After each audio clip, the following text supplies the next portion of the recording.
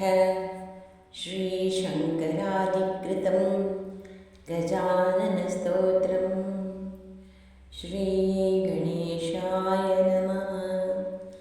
देवावूचुः गजाननाय पूर्णाय साङ्ख्यरूपमयाय ते विधेहेन च सर्वत्र संस्थिताय नमो नमः।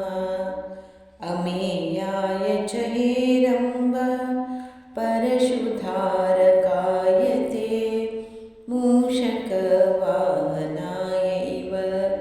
विश्वेशाय नमो नमः। अनन्तविभवायैव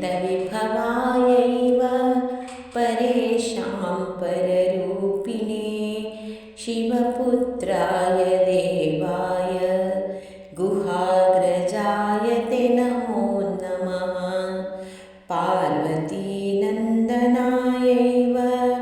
देवानां पालकाय ते सर्वेषां पूज्यदेहाय गणेशाय नमो नमः। स्वानन्दवासिने तुभ्यं शिवस्य कुलदैवत विष्णुआदीनां विशेषेण कुलदेवाय ते नमो नमः। योगाकाराय सर्वेषां योगशान्तिप्रदाय च ब्रह्मेशाय नमस्तुभ्यं ब्रह्मभूतप्रदाय ते। सिद्धिबुद्धिपते नाथ सिद्धिबुद्धिप्रदायिने मायिने मायिकेभ्यश्च मोहदाय नमो नमः। लम्बोदराय वै तुभ्यं सर्वोदरगताय च अमायिने च मायाय आधाराय नमो नमः।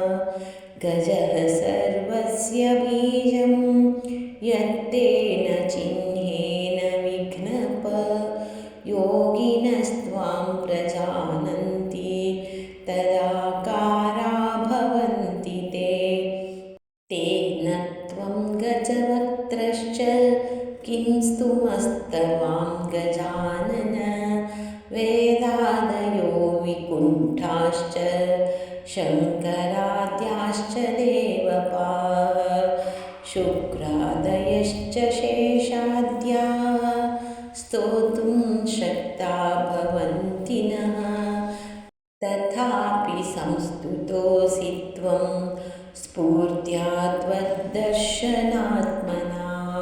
एवमुक्त्वा प्रणेमुस्तं गजाननं शिवादयः स तानुवाच प्रीतात्मा भक्तिभावेन तोषितः। गजानन उवाच भवत्कृतमिदं स्तोत्रं मदीयं सर्वदं भवेत्। पठते शृण्वते चैव ब्रह्मभूतप्रदायकम्